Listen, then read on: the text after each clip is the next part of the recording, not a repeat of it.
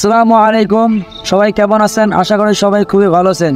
আজকে ইসলামের কতটা জানি পূর্ব 2 নম্বর নিয়ে আজকে হাজির হয়েছে আপনাদের মাঝে। আজকে আমি এই ভাইকে জিজ্ঞাসা আবার করব, আরও নতুন নতুন তথ্য এনাদের কাছ থেকে আমি বের করবো আস্তে আস্তে। আপনারা সবাই ভিডিওটা সম্পূর্ণ দেখে যাবেন। এখন আমি তাকে জিজ্ঞাসা করব। আসসালামু আলাইকুম। ওয়ালাইকুম আসসালাম। আজকে আপনার কিছু প্রশ্ন জিজ্ঞাসা করতে চাই, আপনি রাজি আছেন? ইনশাআল্লাহ আপনি করতে পারেন রাজিব। প্রথম 1 নম্বর প্রশ্ন হলো, কোন নবীর পিতা ছিলেন না? হযরত ঈসা আলাইহিস সালামের পিতা ছিলেন না।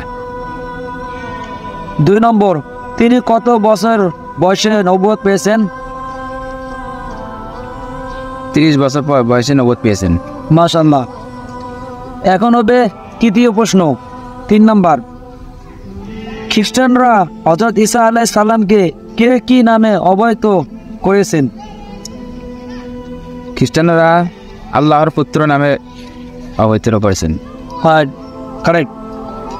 তারপর 4 নম্বর প্রশ্ন হলো, হযরত ঈসা আলাইহিস সালাম এখন কোথায় অবস্থান করতেছেন? আসমানে। এখন হবে 5 নম্বর প্রশ্ন, কোন নবী হযরত মুহাম্মদ সাল্লাল্লাহু আলাইহি সাল্লামের উম্মত হয়ে পুনরায় দুনিয়াতে আসবেন? পুনরায় ঈসা আলাইহিস সালাম আসবেন।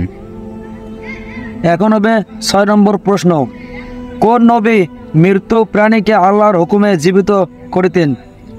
এটা হযরত ঈসা আলাইহিস সালাম। এখন হবে 7 নম্বর কোশ্চেন, কোন নবী কাদা মাটি নিয়ে পাখি তৈরি করে তাতে ফুঁক দেওয়ার সাথে সাথে তা আল্লাহ হুকুমে জিন্দা পাখি হয়ে উড়ে যেত? এটা হযরত ঈসা আলাইহিস সালাম। মাশাআল্লাহ, আজকের প্রশ্নগুলো খুব সুন্দর হয়েছে। আর আমার জেলে বস্তু না জানা তথ্য আজকে আমরা পেয়ে গেলাম। আর এই ভিডিওটা সবাই বেশি বেশি করে শেয়ার করবেন, অন্য ভাইদেরকে দেখার জন্য সুযোগ করে দেবেন, তারাও যেন জানতে পারে।